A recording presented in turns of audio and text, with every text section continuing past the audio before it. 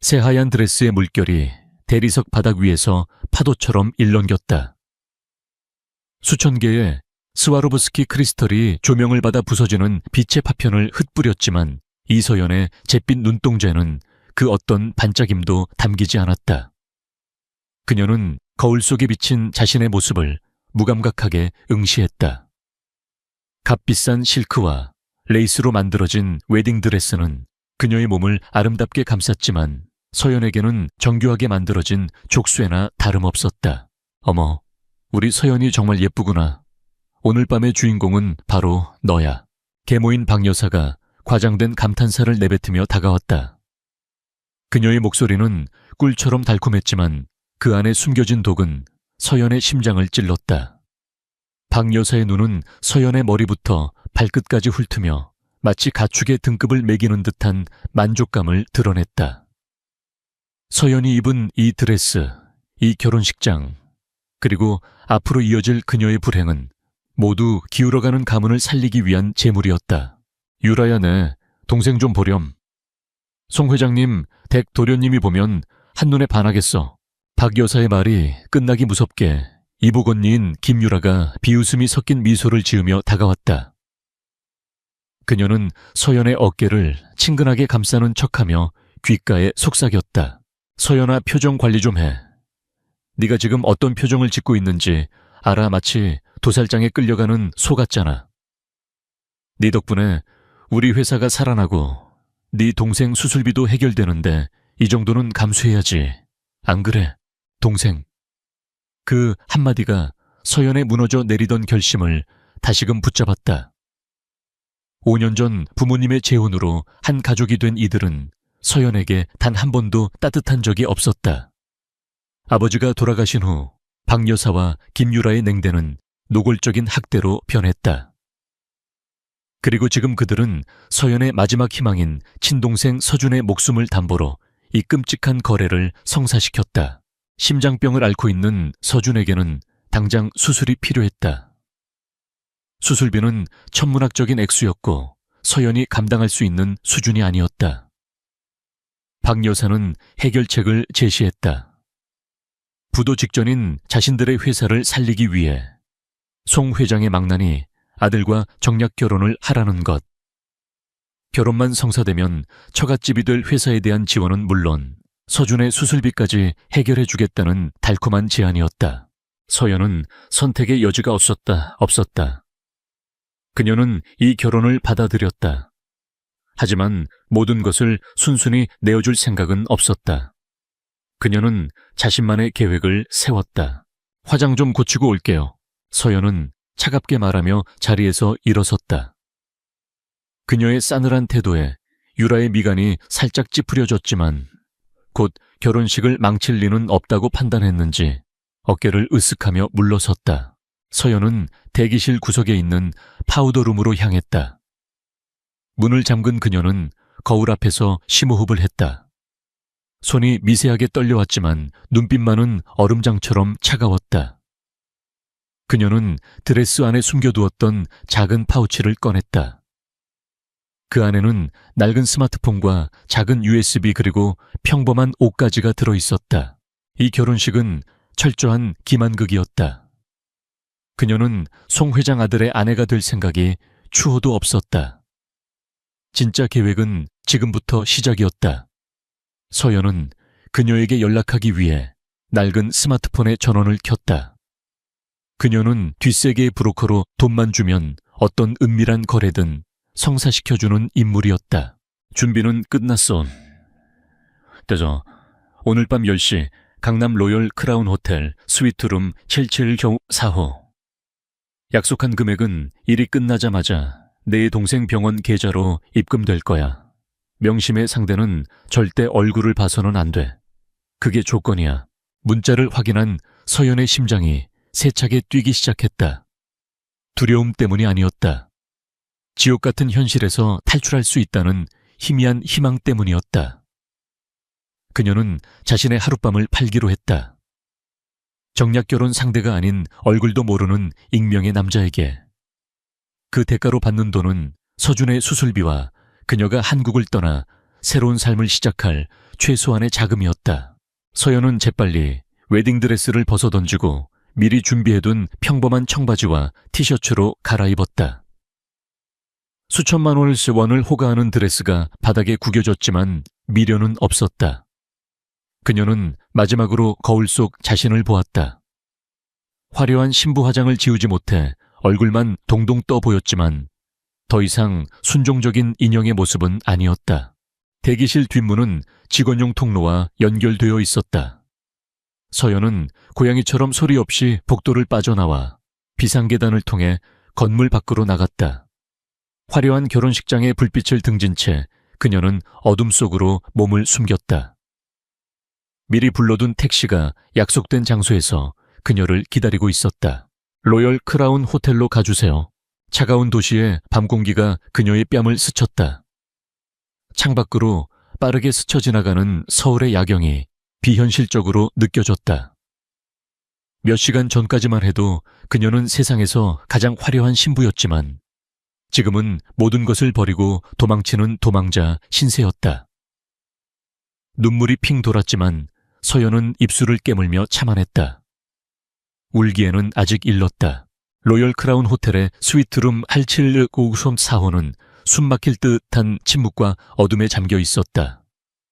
서연은 약속대로 창가에 작은 스탠드 조명 하나만 켠 채 소파에 앉아 기다렸다. 방 안은 최고급 가구와 장식으로 꾸며져 있었지만 그녀의 눈에는 들어오지 않았다. 오직 똑딱거리는 시계 소리만이 그녀의 불안한 심장 박동과 함께 공간을 채웠다. 약속된 10시가 되자 철컥하는 소리와 함께 현관문이 열렸다. 서연은 저도 모르게 몸을 움츠렸다. 어둠 속에서 거대한 실루엣이 나타났다. 남자는 185cm나 되는 좋게 넘어 보이는 큰 키에 완벽한 비율의 몸을 가지고 있었다. 최고급 원단으로 만들어진 검은색 정장은 그의 몸에 딱 맞게 떨어져 권위적인 분위기를 풍겼다. 남자는 아무 말 없이 방 안으로 들어와 서연의 맞은편 소파에 앉았다. 어둠 때문에 그의 얼굴은 전혀 보이지 않았다. 서연은 그저 그의 압도적인 존재감에 숨을 죽일 뿐이었다. 아시아제, 낮고 차가운 목소리가 정적을 깼다. 그 목소리에는 어떤 감정도 실려 있지 않았다. 마치 값비싼 물건을 거래하는 사업가처럼 냉정하고 무미건조했다. 서연은 마른 침을 삼키며 고개를 끄덕였다. 그녀는 자리에서 일어나 침실로 향했다. 남자는 말없이 그녀의 뒤를 따랐다. 그 밤은 서연에게 기억하고 싶지 않은 그러나 영원히 잊을 수 없는 시간이 되었다. 남자는 약속대로 그녀의 얼굴을 보려 하지 않았다. 그는 거칠지 않았지만 모든 행동에는 목적의식과 소유욕이 배어 있었다. 서연은 그저 눈을 감고 이 모든 것이 빨리 끝나기만을 빌었다. 그녀는 기계적으로 남자를 받아들이면서 머릿속으로는 오직 동생 서준의 얼굴만을 떠올렸다. 서준아, 조금만 참아. 누나가 꼭 구해줄게. 시간이 얼마나 흘렀을까. 남자는 자신의 용무가 끝났다는 듯 말없이 자리에서 일어났다. 그는 옷을 챙겨 입고 침실을 나가기 전 잠시 멈춰 서서 어둠 속에 누워있는 서연을 향해 말했다. 약속한 돈은 10분 내로 입금될 거다. 그것이 마지막이었다. 남자는 미련 없이 방을 떠났고 현관문이 닫히는 소리가 들렸다. 방 안에는 다시 한번 깊은 정적과 함께 남자가 남긴 값비싼 샌다루드 향수 냄새만이 맴돌았다. 서연은 텅 빈 천장을 응시하며 미동도 하지 않았다. 몸은 너덜너덜해졌고 마음은 산산조각 났다. 잠시 후 주머니 속 낡은 스마트폰이 진동하며 메시지 도착을 알렸다. 은행 이준님, 계좌에 500,000원이 입금되었습니다. 5억 원. 서준의 수술비와 앞으로의 생활비를 해결하고도 남는 돈이었다. 서연의 눈에서 뜨거운 눈물이 주르륵 흘러내렸다. 구원받았다는 안도감과 자신을 팔았다는 깊은 수치심이 뒤섞여 그녀의 온몸을 휘감았다. 그녀는 몸을 일으켜 서둘러 옷을 입었다. 이곳에 더 이상 머물고 싶지 않았다. 서둘러 방을 빠져나가려던 순간 그녀의 머리에서 무언가 툭 하고 떨어졌다. 그것은 아버지가 유품으로 남겨주신 작은 비취 봉황 머리핀이었다. 그녀의 유일한 보물이었다. 하지만 지금은 그것을 주울 경황조차 없었다. 그녀는 뒤도 돌아보지 않고 호텔을 빠져나왔다. 인천국제공항. 서연은 가장 빠른 파리행 비행기 표를 끊었다. 위조된 신분증과 여권은 브로커를 통해 미리 준비해 두었다. 이제 세상에 이서연이라는 여자는 존재하지 않았다. 오직 엘리라는 새로운 이름만이 남았다. 비행기가 활주로를 달려 하늘로 날아오르자 서연은 창밖으로 점점 작아지는 서울의 불빛을 내려다보았다. 그녀를 올가매던 지옥 같은 도시였다. 이제 모든 것이 끝났다. 그녀는 자유로워졌다. 하지만 그 대가는 너무나도 컸다. 서연은 조용히 눈을 감았다. 눈꺼풀 안으로 어둠 속에서도 선명하게 느껴졌던 남자의 차가운 눈빛과 낮은 목소리. 그리고 그녀의 영혼의 낙인처럼 찍힌 그 밤의 기억이 떠올랐다. 그녀는 자신의 모든 과거를 이곳에 묻고 떠나기로 결심했다. 그 남자도 자신을 배신한 가족도 그리고 이서연이라는 이름도 모두. 한편 로열 크라운 호텔 스위트룸 7704호. 강태준은 차에 오르기 전 비서에게 전화를 걸었다. 처리했나? 네, 회장님. 약속된 금액 정확히 입금했습니다. 그리고 오늘 송 회장 아들과 결혼하기로 했던 여자가 결혼식 직전에 사라졌다고 합니다. 이름은 이서연이라고 합니다. 강태준의 미간이 미세하게 좁혀졌다. 그는 그저 하룻밤의 유흥 상대를 산 것뿐이었다. 그 여자가 어떤 사연을 가졌든 관심 없었다. 하지만 이상하게도 어둠 속에서 느껴졌던 그녀의 가녀린 떨림과 체념한 듯한 숨결이 뇌리에서 떠나지 않았다. 상관없어. 그는 전화를 끊고 채 올랐다. 차가 출발하려던 순간 무언가 생각났다는 듯 비서에게 다시 말했다. 김비서 호텔방에 사람을 보내서 확인해봐. 그 여자가 무언가 남기고 간 게 있는지. 잠시 후 비서에게서 연락이 왔다. 회장님 침대 옆에서 작은 머리핀 하나를 발견했습니다. 오래된 물건 같은데 비치로 만든 봉황 모양입니다. 봉황 머리핀. 강태준은 알 수 없는 감정에 휩싸였다. 그는 무심코 명령을 내렸다. 가져와. 그날 밤 강태준은 자신의 인생을 송두리째 흔들 운명의 조각을 손에 넣었다는 사실을 까맣게 모르고 있었다. 그리고 5년 후 그 작은 머리핀은 사라진 여자를 찾는 유일한 단서가 되어 그의 집착에 불을 지피게 될 것이었다. 5년이라는 시간은 세상을 바꾸기에 충분했다. 강산이 변하고 도시의 지도가 바뀌었으며 사람들의 기억은 낡은 앨범처럼 빛이 발해갔다. 하지만 어떤 기억은 시간의 흐름 속에서 더욱 선명해지기도 하고 어떤 상처는 흉터로 남아 삶의 일부가 되기도 했다. 프랑스 파리 마레 지구의 한적한 골목. 햇살이 낡은 석조 건물의 창문을 통해 쏟아져 들어와 먼지 입자들을 금가루처럼 반짝이게 했다. 작은 아틀리에 겸 거실에서 엘리라는 이름으로 살아가는 이서연은 디자인 스케치에 몰두하고 있었다. 그녀의 주변에는 세공 도구들과 반짝이는 원석들이 어지럽게 널려 있었지만 그 속에는 창의적인 혼돈의 질서가 있었다. 5년 전 모든 것을 버리고 도망치듯 파리에 도착한 그녀는 더 이상 과거의 유약한 이서연이 아니었다. 그녀는 홀로 아들을 낳고 낯선 땅에서 살아남기 위해 치열하게 살았다. 아버지에게 물려받은 재능과 스스로의 노력으로 그녀는 이제 엘리라는 가명으로 활동하는 촉망받는 주얼리 디자이너가 되어 있었다. 그녀의 작품은 신비롭고 독창적인 디자인으로 유럽 사교계에서 조용히 명성을 얻고 있었지만 그 누구도 엘리의 진짜 얼굴이나 정체를 알지 못했다. 그녀는 철저히 자신을 숨겼다. 엄마, 이거 봐, 내가 만든 비행기야. 5살 배기 아들 이민준이 제 키만 한 종이 비행기를 들고 그녀에게 달려왔다. 민준이는 서연의 삶의 이유이자 전부였다. 아이는 서연의 부드러운 이목구비를 닮았지만 어딘가 모르게 날카로운 턱선과 깊은 눈매는 5년 전 그 밤의 남자를 떠올리게 했다.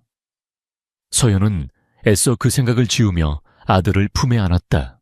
와, 우리 민준이 정말 잘 만들었네. 하늘까지 날아가겠는데 그럼 이 다음에 커서 진짜 비행기 조종사가 될 거야.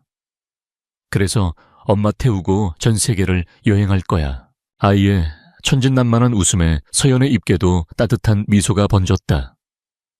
하지만 그 미소 뒤에는 누구에게도 말할 수 없는 불안감이 짙게 깔려 있었다. 그녀는 민준이 아빠에 대해 물을 때마다 가슴이 철렁 내려앉았다.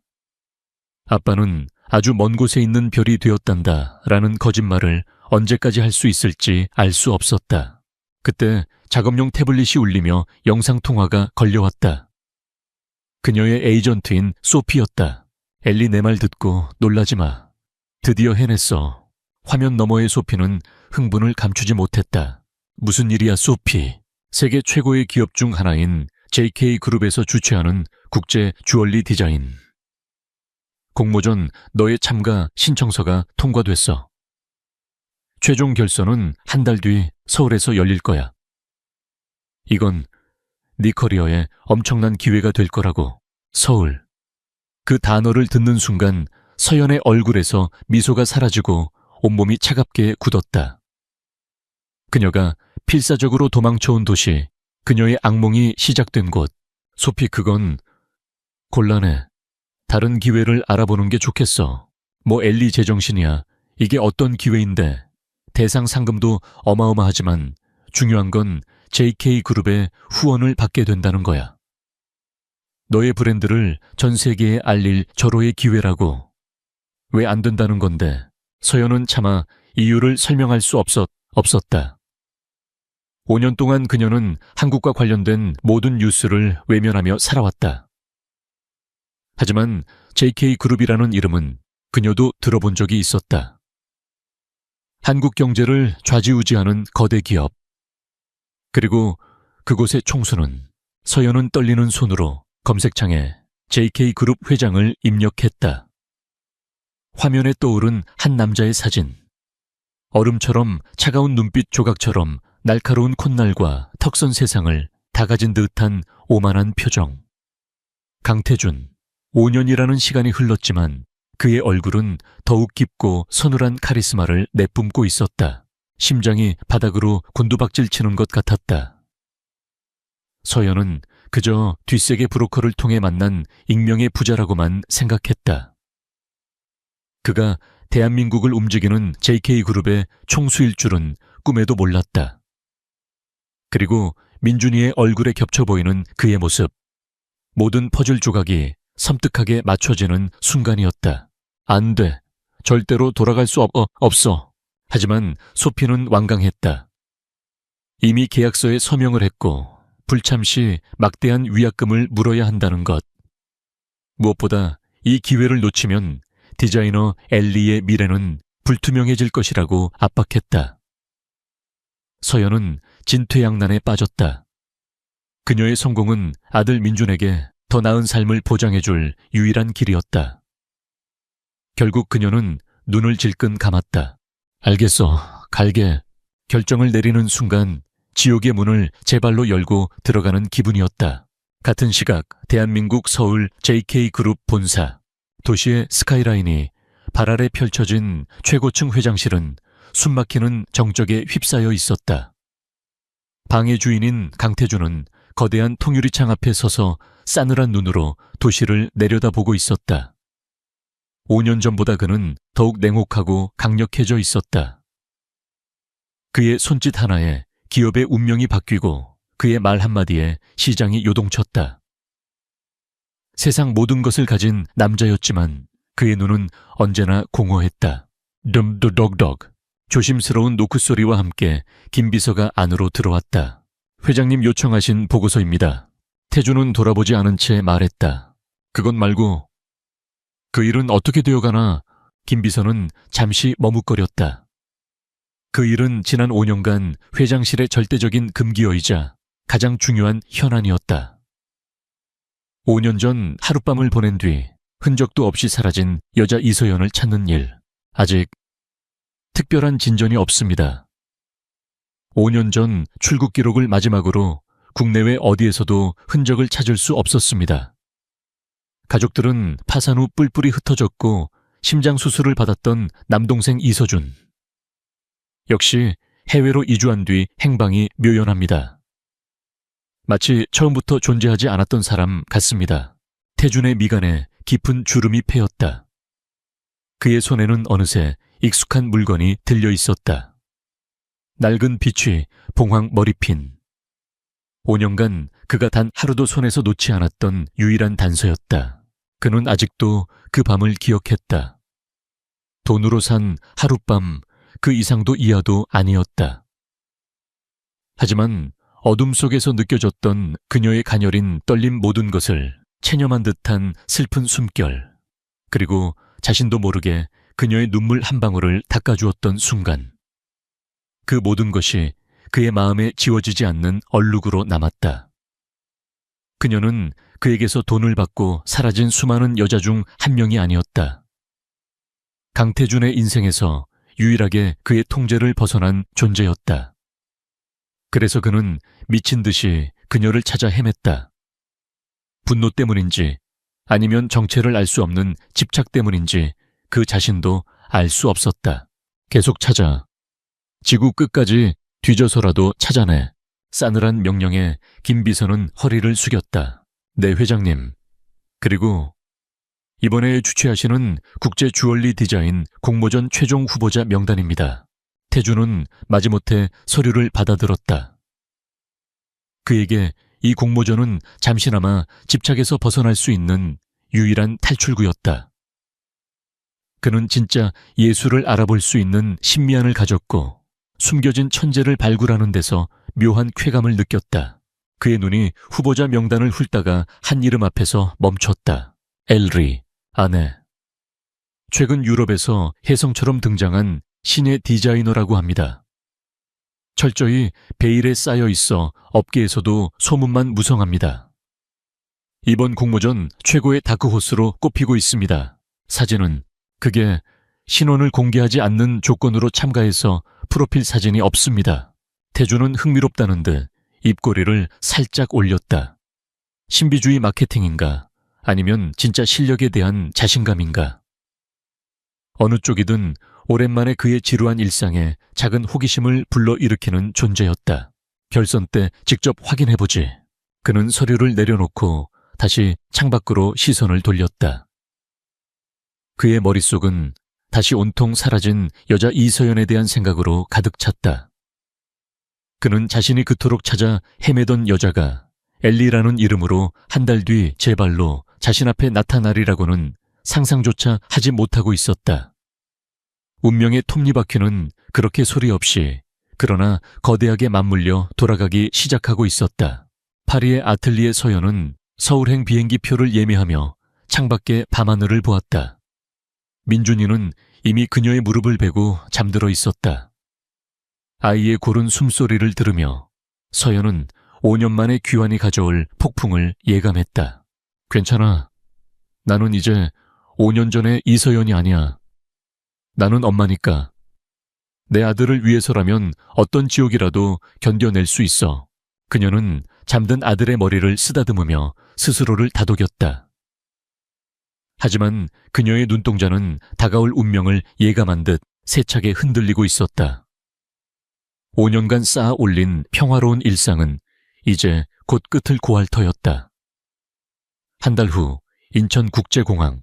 5년 만에 다시 밟는 고국의 땅은 서연에게 낯설면서도 익숙한 공기로 다가왔다. 귀에 꽂히는 한국어 공기 중에 섞인 미세한 흙냄새까지 모든 것이 그녀의 잊고 있던 감각을 깨웠다. 하지만 그것은 향수가 아니었다. 심장을 옥죄는 불안감에 가까웠다. 그녀는 옆에 선 아들 민준의 작은 손을 꽉 잡았다. 엄마, 여기가 엄마가 살던 곳이야. 우와, 건물이 엄청 높아. 민준이는 처음 보는 거대한 공항의 모습에 눈을 동그랗게 뜨고 감탄사를 연발했다. 그 순수한 모습에 서연은 애써 미소를 지어 보였다. 그래, 민준이를 위해서야. 아무 일도 없을 거야. 그녀는 스스로에게 주문을 걸었다. JK그룹에서 제공한 최고급 호텔에 도착했을 때 서연은 다시 한번 자신이 발을 들인 세계의 거대함을 실감했다. 파리의 소박한 아틀리에와는 모든 것이 달랐다. 그녀는 마치 다른 사람의 옷을 입은 것처럼 불편했다. 다음날 오전 공모전 오리엔테이션이 JK그룹 본사에서 열릴 예정이었다. 서연은 민준을 호텔에 혼자 둘 수 없어 결국 함께 데리고 나서기로 했다. 그저 등록만 하고 바로 돌아올 생각이었다. 그것이 돌이킬 수 없는 운명의 방아쇠를 당기는 일이 될 줄은 꿈에도 모른 채 택시에서 내린 서연은 눈앞에 펼쳐진 거대한 건물을 올려다보며 숨을 삼켰다. 강남의 중심부에 우뚝 솟은 JK타워는 유리와 강철로 이루어진 거대한 성체처럼 보였다.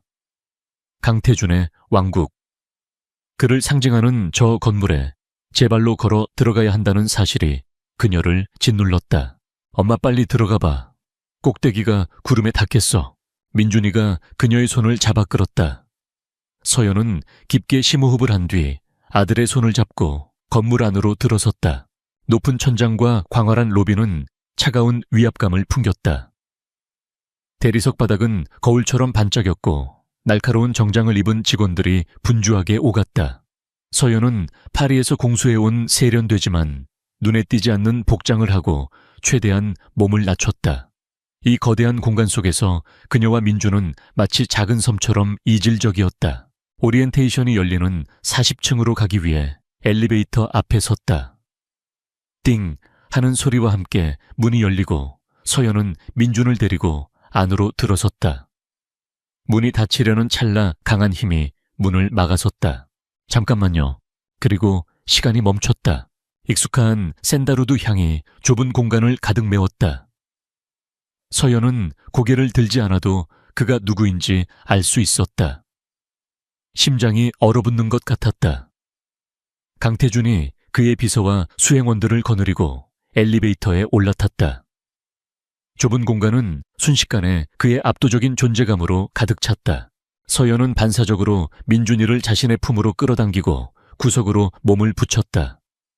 얼굴을 들키지 않기 위해 고개를 숙이고 머리카락으로 얼굴을 가렸다. 5년의 세월이 흘러 자신의 모습이 많이 변했을 거라 위안했지만 심장은 미친 듯이 요동쳤다. 다음 주 이사회 안건은 다시 검토하도록 해. M&A 건은 내가 직접 챙길 테니 관련 부서에 준비 지시하고. 강태준의 낮고 차가운 목소리가 엘리베이터 안을 울렸다. 5년 전 그날 밤 어둠 속에서 들었던 목소리와 똑같았다. 서연은 숨조차 제대로 쉴 수 없었다. 그는 옆에 선 다른 사람들에게는 전혀 관심이 없는 듯 했다. 그저 일 얘기만 할 뿐이었다. 서연은 제발 이 시간이 빨리 지나가기만을 빌었다. 바로 그때 모든 것을 깨뜨리는 목소리가 들렸다. 엄마 버튼이 엄청 많아. 내가 하나 눌러봐도 돼. 호기심 가득한 민준이의 맑은 목소리였다. 그 순간 엘리베이터 안의 모든 소음이 멎었다. 강태준의 시선이 자연스럽게 소리가 난 곳 바로 민준에게로 향했다. 그리고 아이의 손을 잡고 있는 여자에게로. 그는 고개를 숙이고 있는 여자의 옆모습을 보았다. 낯선 얼굴이었다. 하지만 이상했다. 심장이 이유 없이 쿵 하고 내려앉았다. 처음 보는 여잔데 왜 이렇게 익숙한 느낌이 드는 걸까?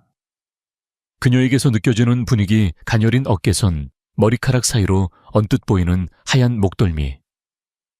모든 것이 그의 잠재의식 속 무언가를 거칠게 흔들었다. 서연은 온몸에 피가 빠져나가는 기분이었다. 그녀는 다급히 민준이의 입을 막으며 속삭였다. 쉿 조용히 해야 해 민준아. 그리고 고개를 숙인 채 작은 목소리로 중얼거렸다. 죄송합니다. 그 목소리. 강태준의 눈이 칼날처럼 날카로워졌다.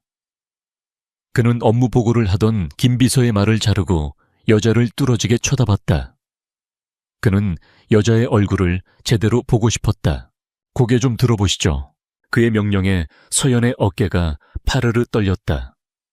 절체절명의 순간 구원처럼 엘리베이터가 띵 소리를 내며 40층에 멈춰 섰다. 가자 민준아. 서연은 뒤도 돌아보지 않고 아이의 손을 끌어당겨 엘리베이터 밖으로 뛰쳐나갔다. 마치 맹수에게서 도망치는 초식동물처럼 필사적이었다. 강태준은 멍하니 그녀가 사라진 방향을 응시했다. 공포에 질려 도망치는 그 뒷모습이 그의 뇌리에 깊게 박혔다. 무언가 잘못되었다. 아주 중요한 무언가를 놓친 기분이었다. 김비서, 그가 굳은 목소리로 불렀다. 방금 저 여자 누구지? 아마 이번 공모전 참가자인 것 같습니다.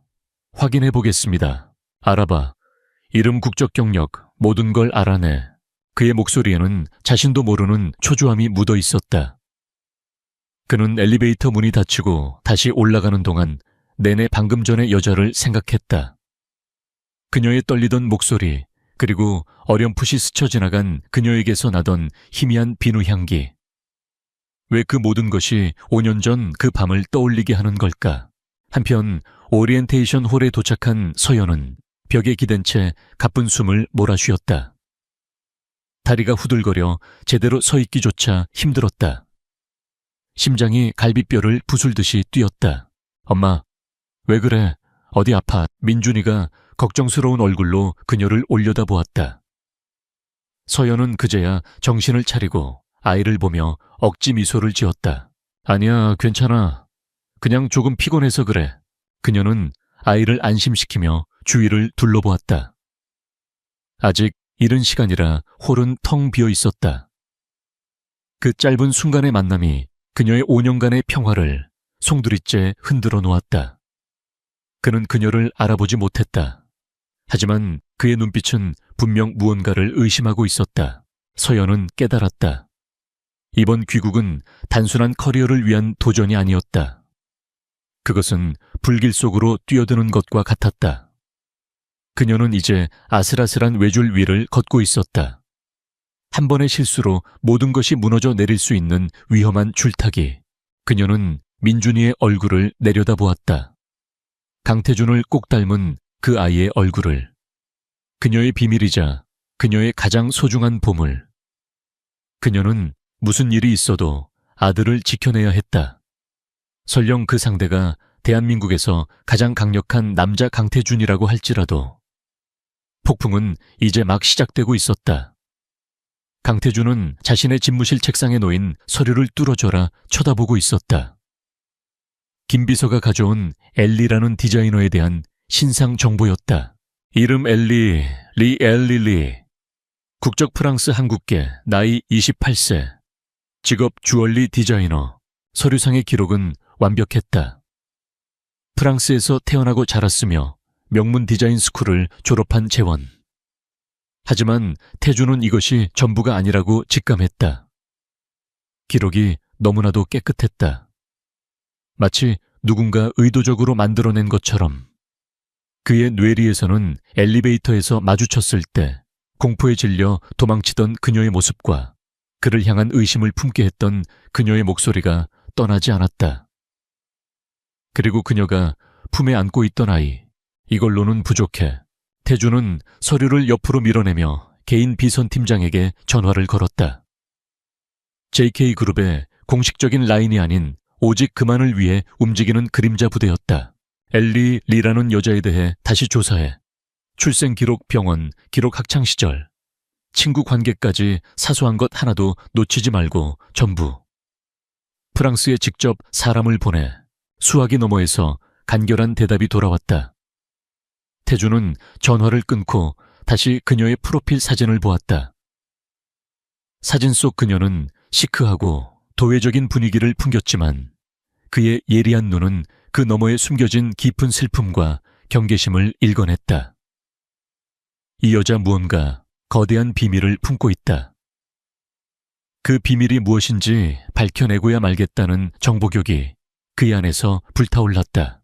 며칠 후 JK그룹이 주최하는 공모전 결선 진출자들을 위한 환영 리셉션이 열렸다.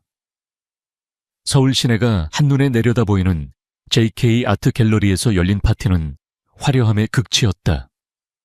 서연은 믿을 만한 베이비시터에게 민준을 맡기고 파티에 참석했다. 엘리로서의 완벽한 모습을 보여주기 위해 그녀는 불안감을 감추고 우아한 블랙 드레스를 입었다. 그녀는 조용히 샴페인 잔을 든 채 사람들과 거리를 두며 작품들을 감상했다. 하지만 그녀가 어디에 있든 사람들의 시선이 그녀에게 쏠리는 것을 느낄 수 있었다. 베일에 쌓인 천재 디자이너 엘리는 이번 파티의 가장 큰 관심사였다. 그리고 그 시선들 중에는 갤러리 2층 난간에서 그녀를 지켜보는 강태준의 눈빛도 있었다. 그는 멀리서 그녀의 모든 행동을 관찰했다. 그녀는 다른 사람들처럼 아첨하거나 관계를 맺기 위해 애쓰지 않았다.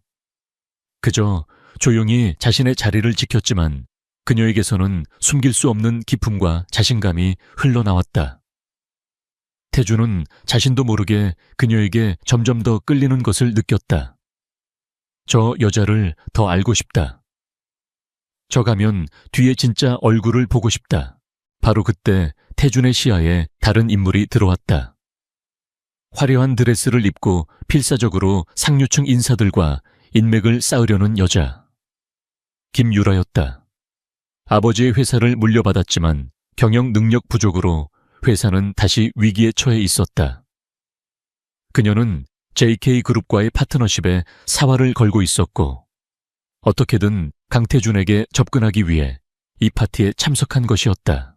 김유라의 눈이 하이에나처럼 먹잇감을 찾아 헤매다가 한 곳에 멈춰 섰다. 그녀의 눈이 믿을 수 없다는 듯이 커졌다. 저 여자, 아무리 세련되게 변했어도 알아볼 수 있었다. 5년 전 온 가족에게 치욕을 안기고 사라졌던 이서연. 김유라의 얼굴에서 핏기가 가셨다. 충격은 이내 들끓는 분노로 변했다. 감히 저 기생충 같은 게 어떻게 이런 자리에, 그것도 저렇게 당당한 모습으로. 만약 이서연의 과거가 알려진다면 송 회장 집안과의 관계는 물론이고 JK그룹과의 계약도 물 건너갈 것이 뻔했다. 김유라는 분노에 떨며 주변을 살핀 뒤 서연에게 다가갔다. 그녀는 서연의 팔을 거칠게 잡아 끌어 사람들이 없는 테라스로 향했다. 이서연, 네가 감히 여길 와. 김유라는 뱀처럼 씩씩거리며 말했다. 5년 만에 만난 동생에게 던진 첫 마디는 증오로 가득 차 있었다. 서연은 팔을 뿌리치며 차갑게 그녀를 마주 보았다. 심장은 불안하게 뛰었지만 더 이상 예전처럼 당하고만 있지는 않을 터였다. 내 이름은 엘리야. 그리고 여긴 내가 오면 안 되는 곳이었나. 웃기지 마. 너 같은 건 이런 자리에 올 자격 없어. 당장 사라져. 내 눈앞에서. 그리고 한국에서 당장 꺼지라고. 그렇지 않으면 5년 전 네가 우리 집에 어떤 망신을 줬는지, 결혼식장에서 도망친 파렴치한이었다는 걸 세상에 다 폭로해버릴 테니까. 김유라의 협박에도 서연은 눈 하나 깜짝하지 않았다. 그녀는 오히려 싸늘한 미소를 지었다. 김유라, 난 이제 5년 전의 이서연이 아니야. 네가 내 과거를 들추겠다고 마음대로 해. 대신 나도 가만히 있진 않을 거야. 아버지가 남긴 회사를 네가 어떻게 망가뜨렸는지, 그 더러운 비자금 장부는 어디에 숨겨뒀는지 나도 꽤 많은 걸 알고 있거든. 한번 해볼까? 누가 더 잃을 게 많을지. 서연의 방역에 김유라는 순간 말을 잃었다. 저렇게 순종적이고 바보 같던 애가 어떻게 저렇게 변했지? 그녀의 눈빛에서 서연은 더 이상 먹잇감이 아닌 자신을 물어뜯을 수 있는 적수라는 것을 깨달았다. 김유라는 분을 사귀지 못한 채 물러섰지만 그녀의 머리는 복잡하게 돌아가기 시작했다. 이서연을 이대로 둘 수는 없었다. 어떻게든 짓밟아서 다시는 기어오르지 못하게 만들어야 했다. 파티가 끝나고 김유라는 주차장에서 차를 기다리던 서연을 몰래 지켜봤다. 잠시 후 베이비시터가 한 남자아이의 손을 잡고 나타나 서연에게 인계했다. 서연은 아이를 보자마자 따뜻하게 끌어안으며 미소를 지었다. 김유라는 멀리서 그 아이의 얼굴을 보았다. 그리고 온몸이 굳었다. 아이가 너무나도 익숙했다. 누구를 닮았는지 단번에 특정할 수는 없었지만 그 귀티 나는 모습과 또렷한 이목구비는 평범한 아이의 것이 아니었다. 나이가 많아봐야 5살, 5년, 설마 김유라의 머릿속에 번개처럼 하나의 가설이 스쳐 지나갔다. 그리고 그녀의 입가에 소름 끼치는 미소가 떠올랐다. 그래, 이거였어. 이서연의 가장 치명적인 약점. 한편 2층에서 모든 것을 지켜보던 강태준은 김 비서에게 물었다. 저 두 사람 아는 사이인가? 김유라 이사는 과거 송 회장 집안과 사돈을 맺을 뻔했던 적이 있습니다. 그리고 엘리라는 디자이너는 현재로서는 별다른 접점이 없습니다. 더 알아보겠습니다. 태준은 고개를 끄덕였다. 김유라와 엘리. 두 사람 사이에 흐르던 험악한 기류. 엘리라는 여자를 둘러싼 미스터리가 점점 더 깊어지고 있었다. 그날 밤 자신의 차 안에서 김유라는 사설 탐정에게 전화를 걸었다. 사람 하나만 뒷조사해줘요. JK그룹 디자인 공모전 결선에 오른 엘리라는 디자이너. 그리고 그 여자가 데리고 다니는 남자아이에 대해서요. 아주 샅샅이. 특히 그 아이 아버지가 누군지 반드시 알아내줘요. 전화를 끊은 김유라는 승리의 미소를 지었다. 이서연, 네가 감히 나를 협박해. 네가 가장 소중하게 지키고 있는 그것으로 내가 널 어떻게 처참하게 무너뜨리는지 똑똑히 지켜봐. 폭풍의 눈은 서서히 그러나 확실하게 서연과 그녀의 아들 민준을 향해 다가오고 있었다. 김유라의 사설 탐정은 유능했다. 며칠 만에 엘리 리, 즉 이서연과 그녀의 아들 이민준에 대한 기본적인 보고서가 올라왔다. 보고서 내용은 충격적이었다. 이민준은 이서연이 한국을 떠난 지 약 10개월 후에 파리에서 태어났다. 아버지는 미상으로 기록되어 있었다. 김유라는 보고서를 보며 승리의 미소를 지었다. 그녀의 추측이 맞았다. 저 아이는 5년 전 이서연이 결혼식장에서 도망친 그 무렵에 생긴 아임이 틀림없었다. 아버지가 누군지는 알 수 없었지만 그 사실만으로도 이서연을 사회적으로 매장시키기에는 충분했다. 결혼을 앞두고 다른 남자의 아이를 임신한 채 도망친 여자. 이보다 더 자극적인 스캔들은 없었다. 탐정은 추가로 민준에게 특정 견과류에 대한 심각한 알레르기가 있다는 사실까지 알아냈다. 김유라의 머릿속에 더욱 악랄한 계획이 떠올랐다. 그녀는 이서연을 단순한 스캔들 메이커가 아닌 아들조차 제대로 돌보지 않는 부적격한 엄마로 만들기로 결심했다. 한편 강태준의 비선팀 역시 결정적인 단서를 찾아냈다. 5년 전 서연과의 만남을 주선했던 뒷세계 브로커의 신원을 확보한 것이다. 팀은 브로커를 압박해 모든 진실을 알아냈다. 돈 때문에 절박했던 여자 동생의 수술비를 위해 자신을 팔아야만 했던 여자 이서연. 회장님, 5년 전 그 여성은 이서연이 맞습니다.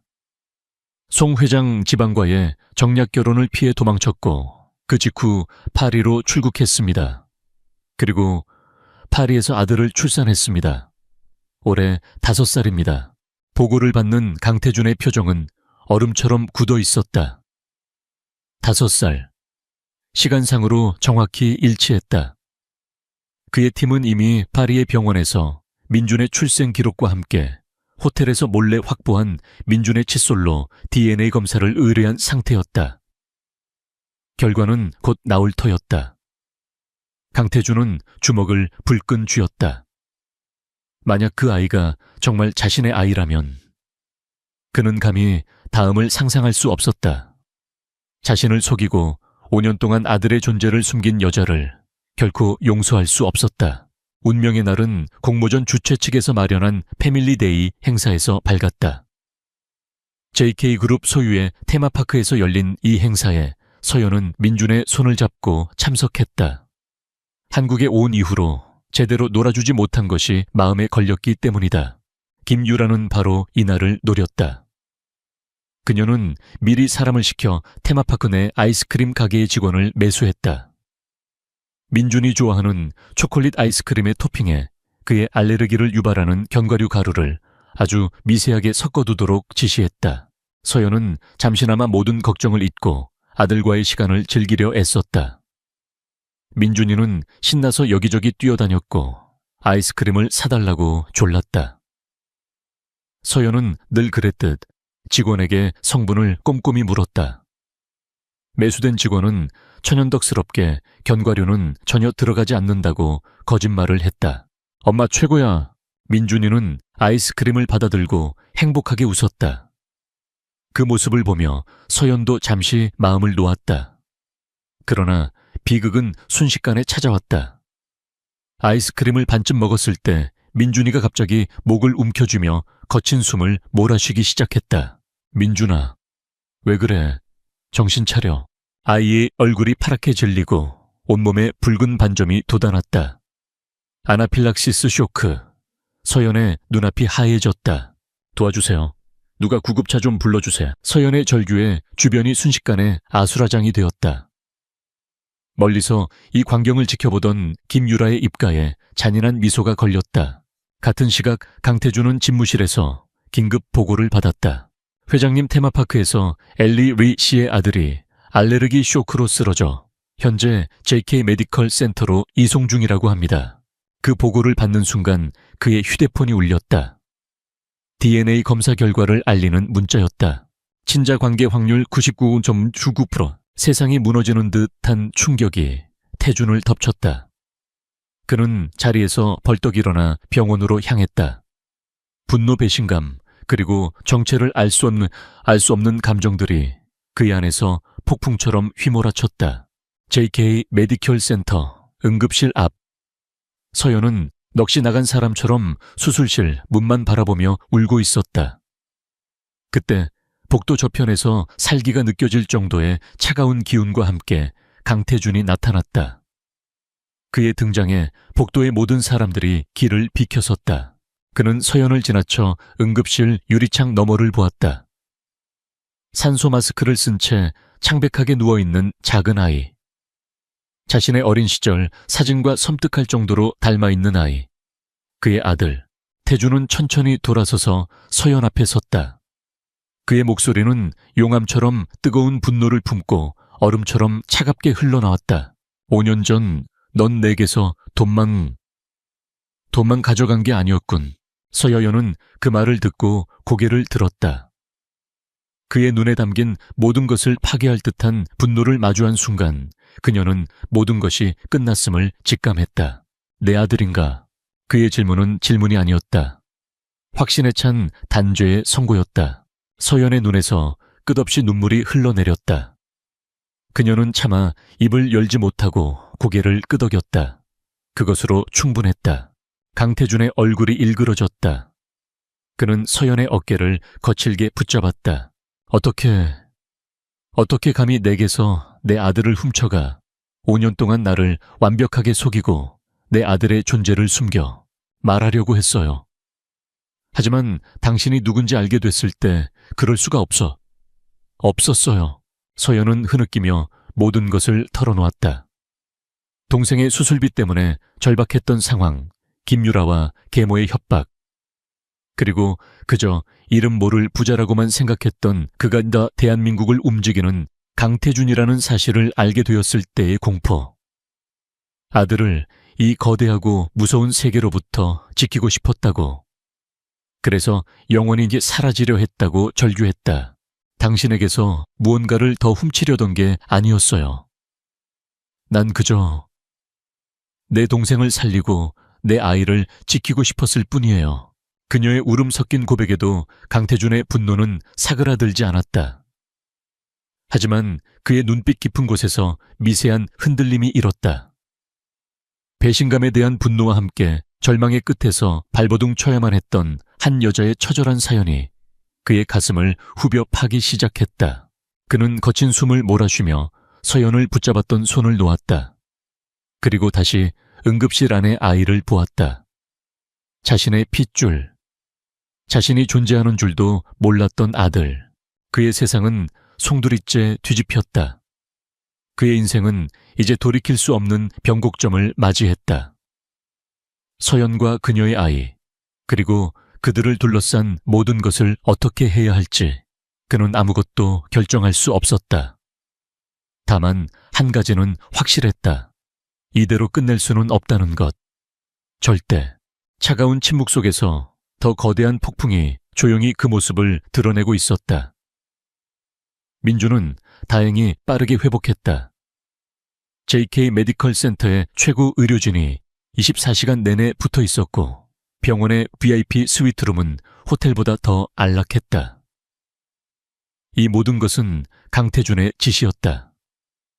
그는 매일 병원을 찾았지만 잠든 민준의 얼굴을 멀리서 지켜볼 뿐 서연과는 거리를 두었다. 응급실에서의 폭풍 같은 분노는 가라앉았지만 두 사람 사이에는 여전히 어색하고 무거운 침묵이 흘렀다. 그 침묵을 먼저 깬 것은 태준이었다. 그날 테마파크에서 있었던 일, 단순한 사고가 아닐 수도 있어. 그의 말에 서연의 눈이 커졌다. 네, 이복 언니, 김유라에 대해 아는 걸 전부 말해줘. 사소한 것이라도 괜찮아. 태준의 목소리에는 감정이 없었지만 그 눈빛은 무언가를 확신하고 있었다. 서연은 잠시 망설였다. 자신의 추측만으로 김유라를 의심하는 것이 맞을까? 하지만 민준이 죽을 뻔했다는 사실이 그녀를 강하게 만들었다. 그녀는 5년 전부터 시작된 김유라의 악행과 아버지가 남긴 회사의 비자금 장부에 대한 의심까지 모두 털어놓았다. 아마 아버지의 서재, 오래된 금고 안에 있을지도 몰라요. 아버지가 가장 아끼던 공간이었으니까요. 서연의 정보는 퍼즐의 마지막 조각이었다. 태준은 그 말을 듣고 조용히 고개를 끄덕였다. 그날 이후 거대한 기계의 톱니바퀴가 움직이기 시작했다. 강태준의 비선팀은 전쟁 기계처럼 움직였다. 그들은 하루 만에 테마파크 직원을 찾아내 압박했고 직원은 김유라의 지시였음을 술술 불어놓았다. 그 증언을 확보한 즉시 태준은 검찰 내 자신의 라인을 움직였다.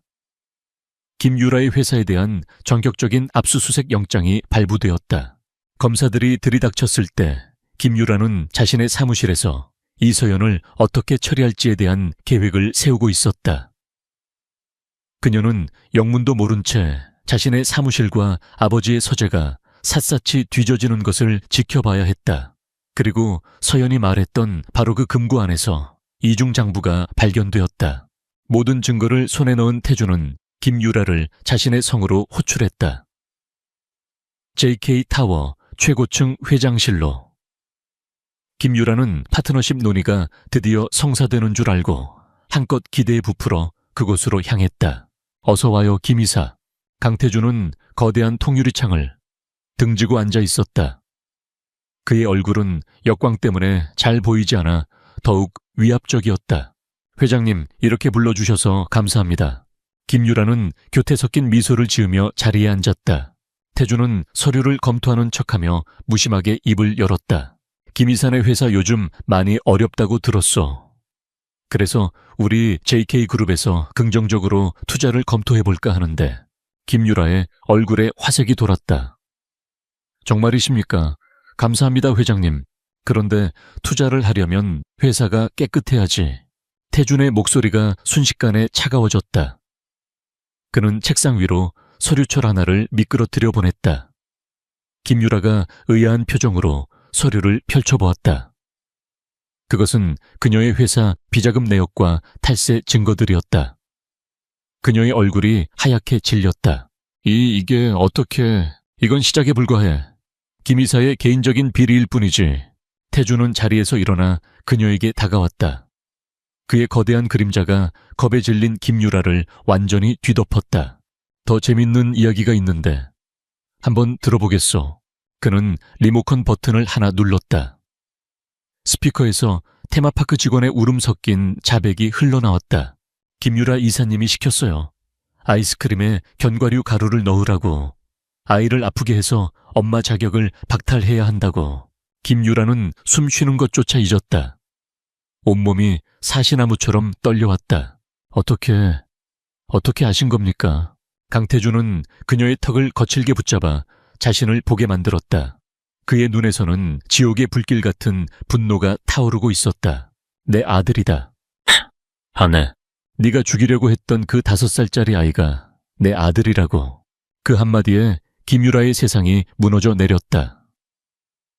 이서연의 아이가 강태준의 아들이라고 그녀는 자신이 누구를 건드렸는지 깨달았다. 신을 건드린 것이다. 회 후장님, 잘못했습니다. 저는 정말 몰랐습니다. 제발 목숨만 살려주세요. 김유라는 의자에서 굴러떨어져 그의 바짓가랑이를 붙잡고 애원했다. 하지만 태준의 눈에는 일말의 동정심도 없었다. 내 목숨은 법이 알아서 하겠지. 살인미수와 수백억 대의 횡령 탈세. 죗값을 치르려면 꽤 오래 걸릴 거야. 그는 보안요원을 호출했다. 정신이 나간 채 울부짖는 김유라는 짐짝처럼 끌려나갔다. 그녀의 비명소리가 복도 끝으로 사라지자 회장실에는 다시 깊은 침묵이 찾아왔다. 태준은 텅 빈 공간에 홀로 서서 창밖의 야경을 내려다보았다. 복수는 끝났다. 하지만 마음은 조금도 개운하지 않았다. 오히려 더 큰 공허함이 밀려왔다. 그는 휴대폰을 꺼내 병실로 전화를 걸었다. 수화기 너머로 서연의 조심스러운 목소리가 들려왔다. 여보세요. 태준은 잠시 머뭇거렸다. 그리고 평생 한 번도 내본 적 없는 낯설고 어색한 목소리로 물었다. 나다. 아이는 괜찮은가? 그의 목소리에는 그 자신도 깨닫지 못한 깊은 걱정과 연약함이 묻어 있었다. 그것은 더 이상 냉혹한 기업의 총수가 아닌 한 아이의 아버지가 내는 첫 번째 목소리였다. 모든 것이 끝난 자리에서 이제 그와 서연 그리고 민준의 진짜 이야기가 시작되려 하고 있었다. 김유라와 그녀의 어머니 박 여사의 몰락은 한순간이었다. 그들의 범죄 행위는 언론에 대서특필되었고 한때 재계를 떠들썩하게 했던 집안은 사회의 지탄을 받으며 역사의 뒤양일로 사라졌다. 강태준은 그의 막강한 힘을 이용해 이 모든 소란 속에서 이서연과 이민준의 이름을 철저히 보호했다. 세상은 JK그룹의 회장이 부실 기업을 정리하고 부정부패를 척결했다고만 알 뿐 그 이면에 숨겨진 개인적인 이야기는 아무도 알지 못했다. 모든 폭풍이 지나간 후 서연과 민준은 태준이 마련해준 서울 근교의 한적한 별장에서 머물렀다. 그곳은 외부와 완벽히 차단된 그들만의 작은 성이었다. 민준은 건강을 완전히 회복했고 아이의 웃음소리가 다시 집안을 채웠다. 하지만 어른들의 시간은 더디게 흘러갔다. 태준은 매일같이 찾아왔지만 그는 여전히 서툴렀다. 그는 아들을 위해 세상에서 가장 비싼 장난감들을 사왔지만 민준이는 아빠가 사온 로봇보다 아빠와 함께 만드는 허술한 종이 상자집을 더 좋아했다. 서연은 그 모습을 보며 조용히 미소 지었다. 어느 날 저녁 민준이 잠든 후 서연과 태준은 정원이 내다보이는 테라스에 마주 앉았다. 오랫동안 두 사람을 짓누르던 침묵을 깬 것은 태준이었다. 미안했다. 그의 갑작스러운 사과에 서연이 고개를 들었다. 그날 병원에서 널 몰아세웠던 거. 그리고 진실을 더 빨리 알아보지 못했던 것도. 그는 처음으로 그녀 앞에서 자신의 나약함을 인정했다. 그리고 고맙다. 지난 5년 동안 그 힘든 시간 속에서 혼자 민준이를 지켜줘서 훌륭하게 키워줘서. 그의 진심 어린 말에 서연의 눈시울이 붉어졌다. 저도 미안해요. 당신에게서 아들을 숨겼어요. 당신의 존재를 알았다면 모든 게 달라졌을지도 모르는데. 두 사람은 그날 밤 오랫동안 서로에게 하지 못했던 말들을 나누며 5년의 벽을 허물었다. 분노와 원망이 있던 자리에 이해와 연민이 차오르기 시작했다. 과거의 상처는 아물지 않았지만 이제는 서로의 상처를 보듬어 줄 수 있게 되었다. 며칠 후 서연은 중대한 결심을 했다. 그녀는 디자인 공모전 결선에 참가하기로 했다. 그것은 그녀가 엘리로서 자신의 힘으로 일어서기 위한 마지막 관문이었고 강태준의 여자가 아닌 디자이너 이서연의 정체성을 지키기 위한 길이기도 했다. 결선 발표 날 서연은 무대 위에 섰다. 그녀가 출품한 작품의 이름은 새벽 빈민이었다. 칠흑 같은 어둠 속에서 피어나는 한 줄기 빛을 형상화한 목걸이와 귀걸이 세트였다. 그것은 그녀 자신의 이야기였다. 제게 새벽은 가장 어두운 절망의 끝에서 찾아오는 희망이었습니다. 이 작품을 통해 지금 이 순간에도 어딘가에서 홀로 어둠을 견디고 있을 모든 이들에게 반드시 아침은 온다는 메시지를 전하고 싶었습니다. 그녀의 담담하지만 힘있는 소감에 장내에서는 박수갈채가 터져 나왔다. 심사위원들은 만장일치로 그녀를 대상 수상자로 선정했다. 그녀는 자신의 재능만으로 세상의 인정을 받았다. 서효연은 눈물을 글썽이며 객석을 보았다. 저 멀리 눈에 띄지 않는 구석에서 강태준이 그녀를 보며 조용히 미소 짓고 있었다. 그는 회장으로서가 아닌 그저 한 사람의 남자로서 그 자리에 와 있었다. 두 사람의 시선이 허공에서 마주쳤다. 그 순간 두 사람은 비로소 하나의 운명이 되었음을 느꼈다. 그날 밤 별장으로 돌아온 서연을 태준이 기다리고 있었다. 그는 말없이 작은 상자를 내밀었다. 상자 안에는 화려하지 않지만 깊고 푸른 빛을 내는 사파이어가 박힌 반지가 들어있었다. 결혼해달라고 강요하는 게 아니야. 그가 그녀의 손을 잡으며 말했다. 약속이다. 당신과 민준이 곁에서 평생을 함께하며 지켜주겠다는 약속. 당신이 나를, 내가 당신을 온전히 받아들일 준비가 될 때까지 기다리겠다는 약속. 서연은 눈물을 흘리며 고개를 끄덕였다. 태준은 조심스럽게 그녀의 네 번째 손가락에 반지를 끼워주었다. 그것은 세상에서 가장 완벽한 약속의 증표였다. 몇 달 후 따스한 햇살이 내리쬐는 제주의 해변. 강태준과 이서연은 나란히 모래사장을 걷고 있었다. 조금 앞에서는 민준이가 신이 나서 파도를 따라 뛰어다니며 웃고 있었다. 태준은 자연스럽게 서연의 허리를 감싸 안았다. 5년 전 악몽 같았던 하룻밤으로 시작된 인연. 서로를 증오하고 원망했던 시간들. 그 모든 과거가 이제는 저물어가는 노을 속으로 사라지고 있었다. 두 사람은 말없이 행복에 겨워 웃는 아들의 모습을 바라보았다. 더 이상 화려한 보석도 거대한 성공도 중요하지 않았다. 서로의 손을 잡고 같은 곳을 바라보며 함께 웃을 수 있다는 것. 그것이 그들이 찾은 가장 완벽한 행복이었다. 지독했던 밤이 지나고 그들의 인생에 마침내 따스한 새벽이 찾아오고 있었다. 그것은 상처와 용서, 그리고 사랑으로 이뤄낸 기적이었다. 서울의 심장 강남의 밤은 결코 잠들지 않았다. 화려한 넌사인이 어지럽게 빛나고 값비싼 외제차들이 낮은 엔진음을 울리며 거리를 미끄러지듯 지나는 곳. 그 중심에 위치한 최고급 라운지 바의 은은한 조명 아래 박진우는 얼음이 담긴 위스키 잔을 천천히 흔들고 있었다. 스코틀랜드산 싱글 몰트의 깊은 향이 코끝을 감쌌고 주변에 나지막한 대화 소리와 감미로운 재즈 선율이 그의 성공을 축하하는 배경음악처럼 들렸다. 진우야, 정말 다시 한번 축하한다. 이번 프로젝트 성공으로 최소 차장 진급은 확정이겠어. 입사 동기인 민준이 부러움이 가득한 눈으로 말했다. 진우는 여유로운 미소를 지으며 잔을 들어 보였다. 아직 멀었지. 이제 시작일 뿐이야. 그의 목소리에는 자신감이 넘쳤다. 여의도 증권가에서 가장 촉망받는 인재. 입사 5년 차에 대형 M&A 프로젝트를 성공시키며 회사 내에서 그의 이름은 이미 전설이 되어가고 있었다. 명문대 졸업 훤칠한 키와 준수한 외모, 그리고 누구도 따라올 수 없는 업무 능력까지. 박진우는 스스로가 완벽한 성공의 길을 달리고 있다고 믿었다. 그리고 그 성공의 활용점정은 바로 그의 약혼녀 윤서아였다.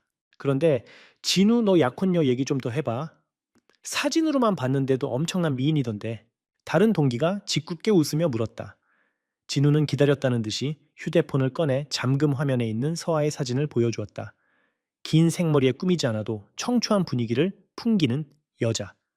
웃을 때마다 반달처럼 휘어지는 눈매와 하얀 피부는 누구라도 한 번쯤 돌아보게 만들 만큼 매력적이었다. 내 약혼녀 윤서아야. 예쁘지? 예쁜 정도가 아니지. 완전 여신이네. 그런데 들리는 소문으로는 집안도 꽤 괜찮다며 아버님이 중소기업 운영하신다고. 진우는 만족스러운 미소를 감추지 않았다. 서아의 집안에 대해 그가 아는 것은 많지 않았다. 서아는 언제나 가족 이야기가 나오면 수줍게 화제를 돌리곤 했다. 아버지가 작은 무역회사를 운영하시고 어머니는 가정주부이며 평범하고 화목한 가정이라는 것 정도가 전부였다. 하지만 진우는 그 작은 무역회사가 결코 작지 않을 것이라고 확신했다. 서아의 몸에 밴 기품과 우아함은 평범한 가정에서 나올 수 있는 것이 아니었다. 지금은 작을지 몰라도 내가 키우면 돼. 진우는 속으로 생각했다. 그의 능력과 야망이라면 장인의 회사를 지금보다 몇 배는 더 크게 성장시킬 수 있을 터였다. 이것은 단순한 사랑을 넘어선 완벽한 비즈니스 파트너십이었다. 자신의 성공 가도에 날개를 달아줄 마지막 퍼즐 조각. 하지만 가끔 아주 가끔 진우는 서아의 알 수 없는 구석 때문에 답답함을 느끼기도 했다. 그녀는 명품 가방이나 비싼 레스토랑보다 오래된 서점이나 한적한 공원에서의 데이트를 더 좋아했다. 진우가 선물한 고가의 목걸이를 보며 기뻐하기보다는 오빠 나한테는 너무 과분해요 라며 부담스러워했다. 그는 그것을 세상 물정 모르는 순수함이라고 생각했지만 때로는 이해하기 힘든 고집처럼 느껴지기도 했다. 특히 가장 이상한 점은 자신의 집에 그를 단 한 번도 초대한 적이 없다는 것이었다. 상견례도 호텔에서 진행했고 결혼 준비도 밖에서만 만났다. 우리 집은 지금 인테리어 공사 중이라서 너무 어수선해. 나중에 완벽하게 정리되면 그때 초대할게. 부모님이 워낙 조용한 걸 좋아하셔서 외부 사람 오는 걸 좀 꺼리셔. 결혼하면 실컷 보게 될 텐데 뭘 그래. 서아는 언제나 그럴듯한 핑계를 대며 상황을 모면했다. 처음에는 그런가 보다 했지만 시간이 지날수록 진우의 마음속에는 작은 의심과 함께 서운함이 싹텄다. 마치 자신을 완벽하게 받아들이지 않는다는 신호처럼 느껴졌다. 그는 자신의 모든 것을 서아에게 보여주고 공유하고 싶었지만 그녀는 가장 중요한 부분을 굳게 닫아두고 있는 것 같았다. 그날 밤도 동기들과의 술자리를 파하고 대리운전으로 자신의 작은 오피스텔에 돌아온 진우는 답답한 마음에 서아에게 전화를 걸었다. 창밖으로 보이는 서울의 야경은 화려했지만 혼자 있는 이 공간은 유난히 춥고 외롭게 느껴졌다. 서아야 자. 아니요, 오빠. 책 읽고 있었어요. 무슨 일 있어요? 목소리가 왜 그래요? 수화기 너머로 들려오는 서아의 다정한 목소리에 진우의 마음이 조금 누그러졌다. 아니 그냥 보고 싶어서 동기들이랑 술 한잔 했는데 다들 네 얘기만 하더라. 내 약혼녀가 너무 예쁘다고. 정말로 다들 좋게 봐주셨다니 다행이네요. 서아야. 진우는 잠시 망설이다가 결심한 듯 입을 열었다. 나 언제쯤 너희 집에 가볼 수 있는 거야? 우리 곧 결혼할 사이인데 내가 아직 장인어른 장모님 댁에 한 번도 못 가봤다는 게 말이 된다고 생각해. 솔직히 나 좀 서운해. 수화기 너머로 잠시 침묵이 흘렀다.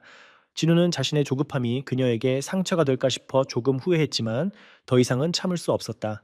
아, 미안해요, 오빠. 내가 생각이 짧았어요.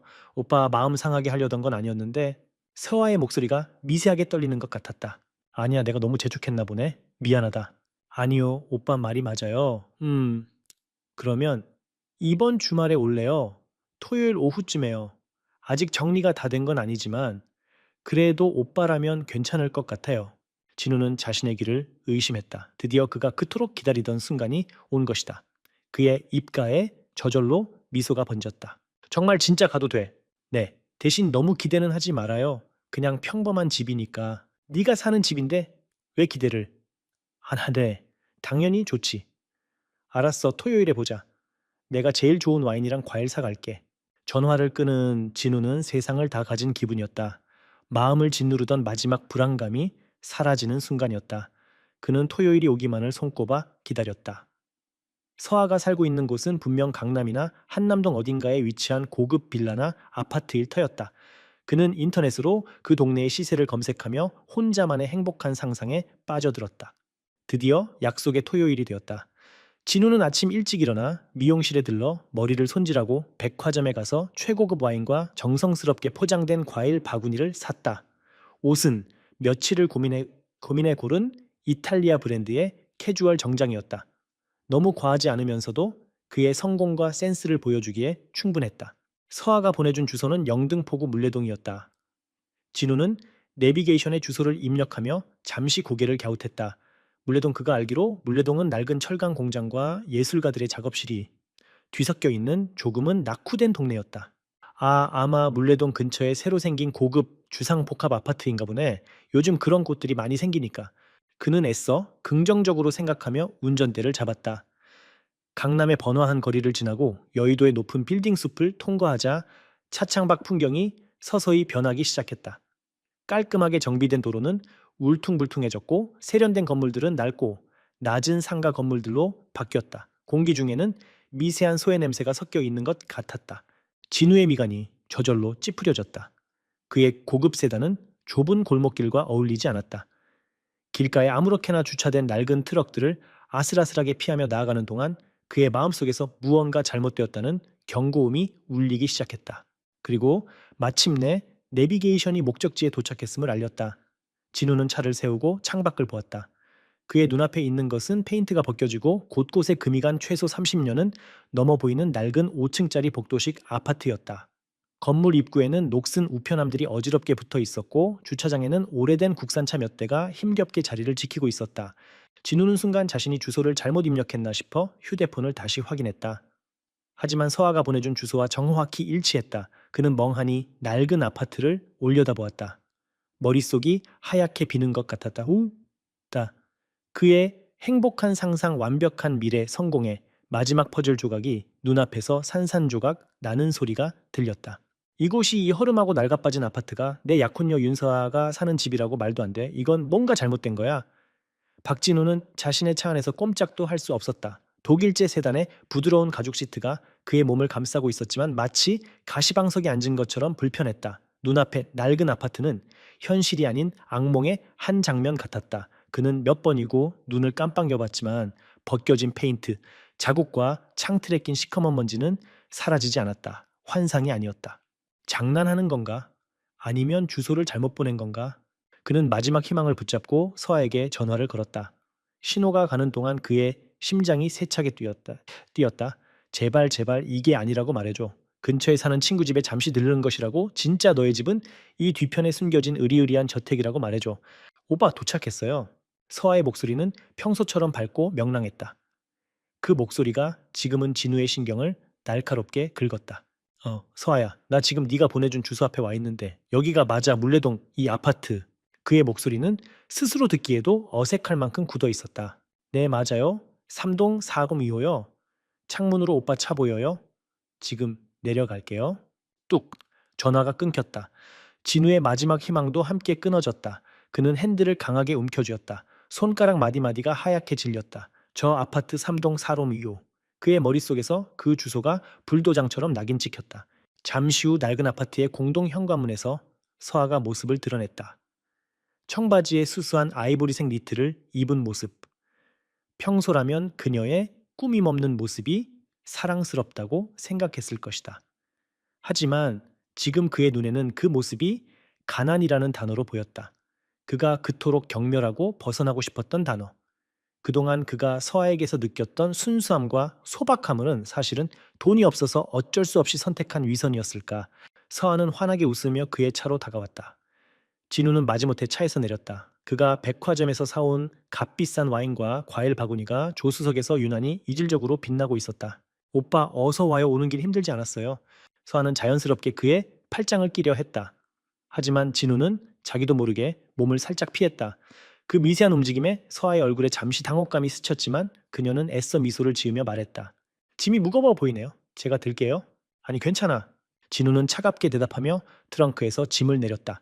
그는 서아를 따라 아파트 안으로 들어서는 자신의 발걸음이 청은망은 무겁게 느껴졌다. 아파트 내부는 외부보다 더 심각했다. 계단벽에는 시멘트가 그대로 드러나 있었고 희미한 형광등 불빛 아래 어둠과 습기가 뒤섞인 냄새가 코를 찔렀다. 아이들이 낙서한 듯한 크레용 자국과 정체를 알 수 없는 얼룩들이 벽을 가득 메우고 있었다. 삐걱거리는 철제 계단을 한 칸 한 칸 오를 때마다 진우는 자신이 쌓아 올린 성공의 탑에서 한 칸씩 추락하는 기분이었다.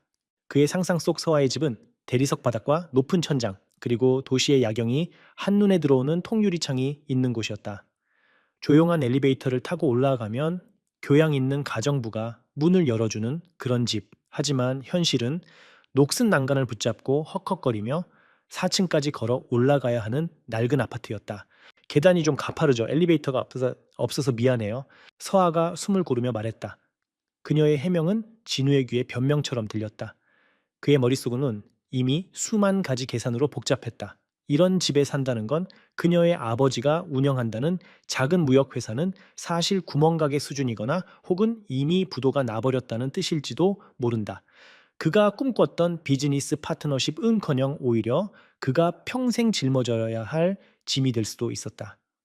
배신감이 분노로 변해 들끓기 시작했다. 괜찮아. 그가 내뱉은 단어에는 어떤 감정도 실려 있지 않았다. 4층에 도착하자 낡은 철문들이 복도를 따라 늘어서 있었다.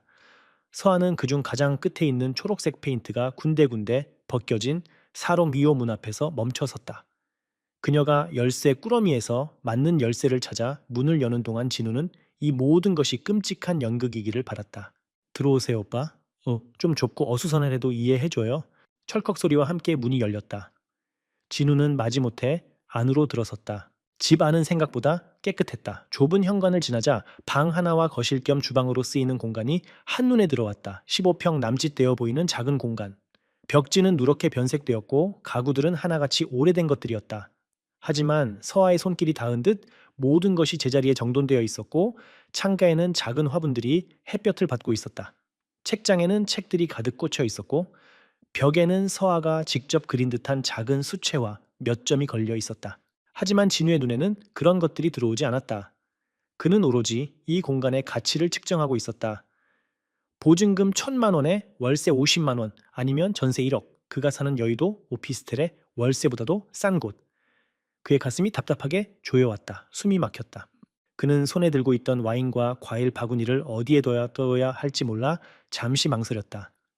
이 좁고 낡은 공간에 이 값비싼 선물들은 너무나도 어울리지 않았다. 마치 자신의 어리석음을 조롱하는 전시품 같았다.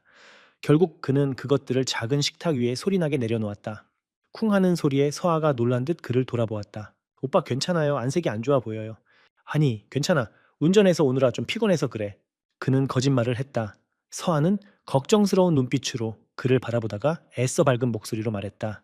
우선 앉아요. 뭐 마실래요? 제가 직접 담근 매실차 있는데 시원하게 타줄까요? 매실차. 그 단어가 진우의 인내심에 마지막 불을 지폈다. 그의 세상에서는 손님에게 에스프레소나 수입 탄산수 혹은 최소한 브랜드 주스를 내오는 것이 상식이었다. 집에서 직접 담근 매실차라니. 그것은 그가 벗어나고자 했던 가난과 촌스러움의 상징처럼 느껴졌다. 진우는 대답 대신 소파에 털썩 주저앉았다. 낡은 소파에서 퀴퀴한 먼지 냄새가 피어오르는 것 같았다. 그는 천천히 아주 천천히 고개를 들어 집 안을 다시 한번 훑어보았다. 좁은 부엌, 낡은 싱크대, 작은 냉장고, 그리고 그 위에 놓인 서아와 그녀의 부모님으로 보이는 사람들의 사진. 사진 속에서 환하게 웃고 있는 그들의 모습이 오늘따라 유난히 초라해 보였다. 서아는 그의 싸늘한 침묵에 무언가 잘못되었음을 직감했다. 그녀는 조심스럽게 그에게 다가와 앉았다. 오빠, 혹시 실망했어요? 그녀의 목소리에는 물기가 어려 있었다. 진우는 그녀를 바라보았다. 그가 사랑했던 그 청초한 얼굴, 반달 눈매. 하지만 지금 그의 눈에는 그 모든 것이 자신을 기만한 연극 배우의 가면처럼 보였다. 분노와 배신감, 그리고 스스로에 대한 지독한 실망감이 뒤섞여 그의 속을 헤집었다.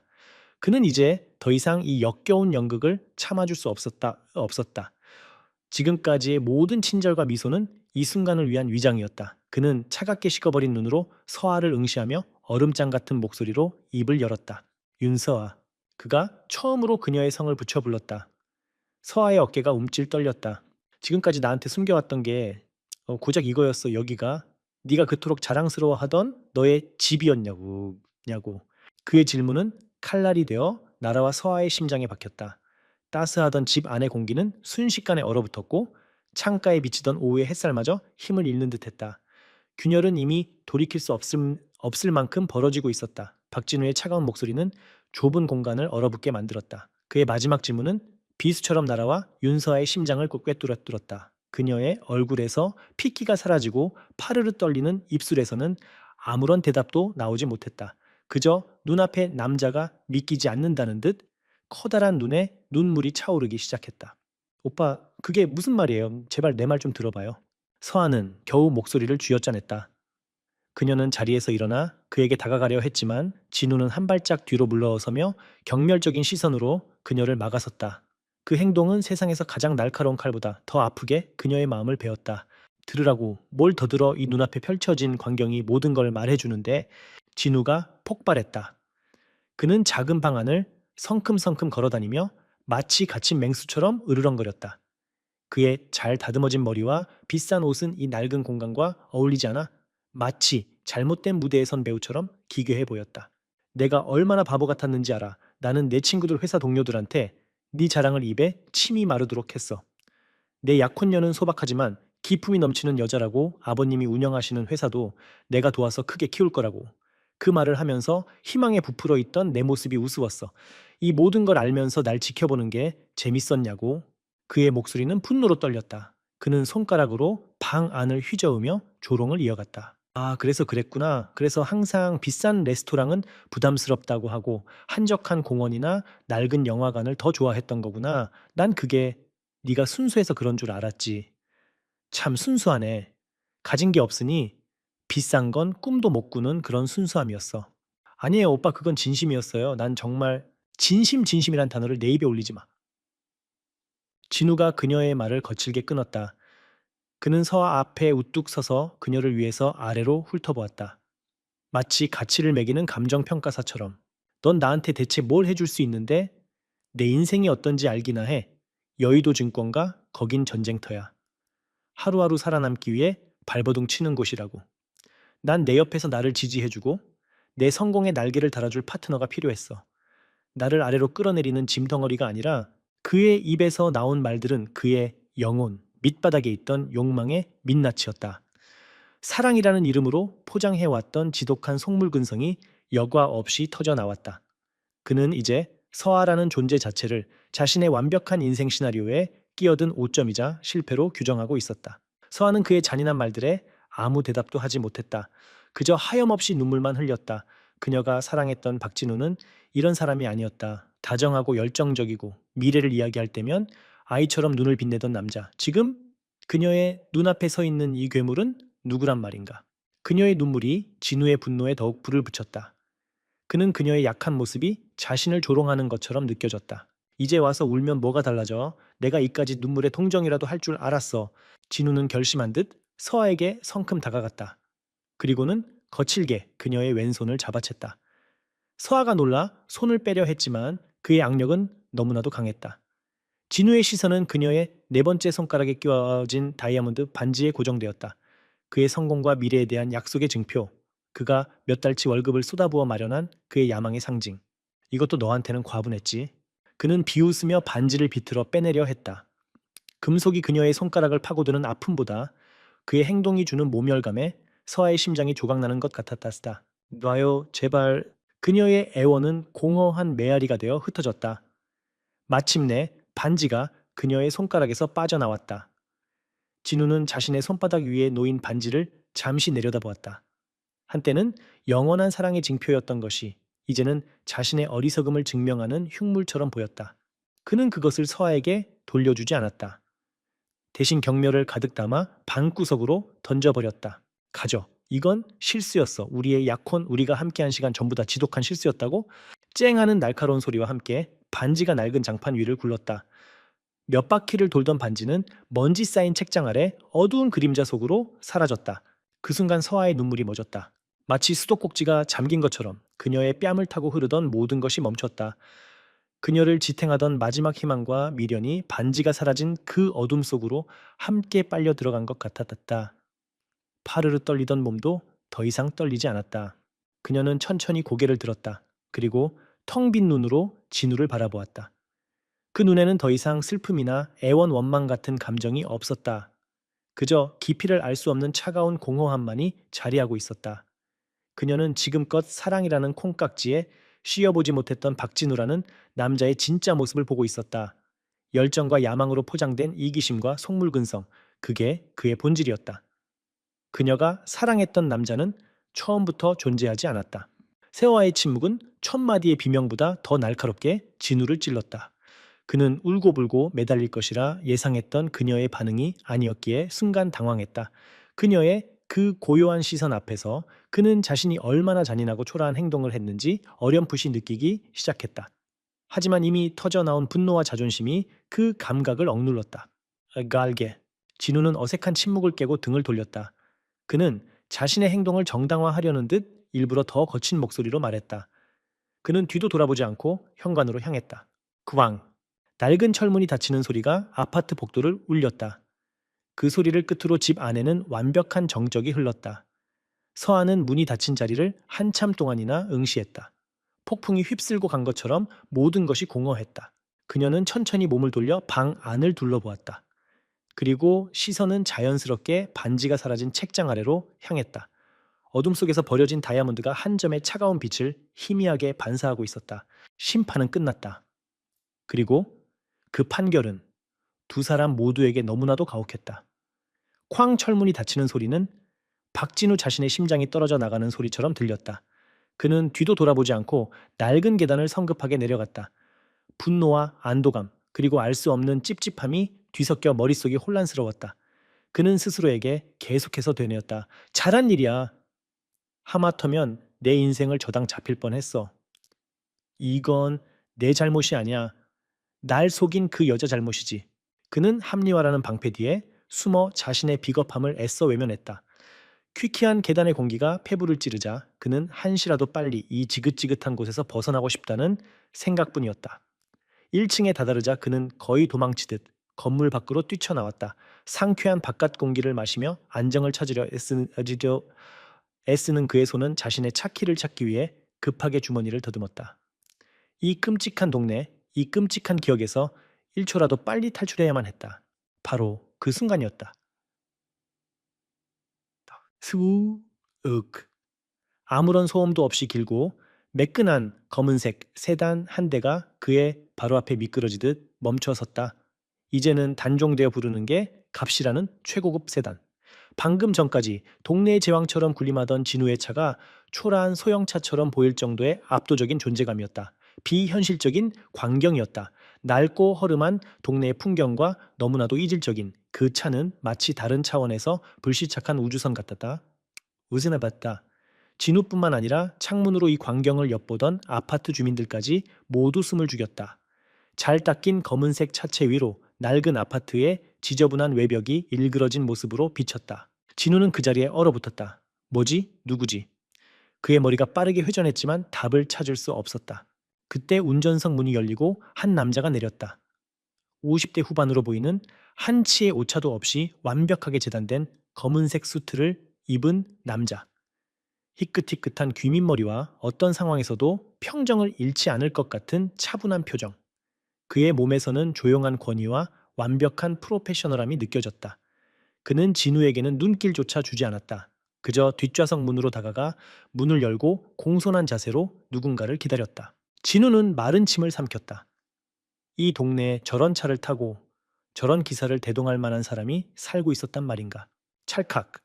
그의 등 뒤에서 아파트 현관문이 다시 열리는 소리가 들렸다. 진우는 반사적으로 고개를 돌렸다. 윤서아였다. 몇 분 전 그의 앞에서 절망에 빠져 눈물 흘리던 그 여자가 아니었다.